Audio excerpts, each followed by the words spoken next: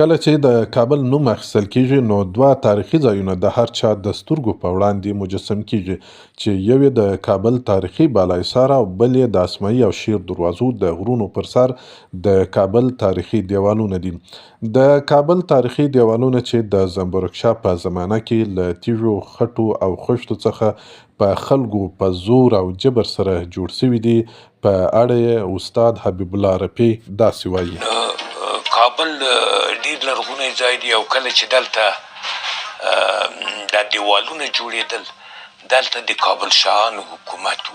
کابل پلازمینه وه.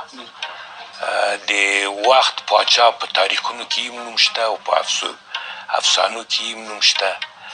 زنبیل شاه یا زنبورک شاه نومېده. دې سړي هم د کابل نه یو دیوال چاپېر کړ، زنبورک شاه. دا دیوال یې د اسماعي غره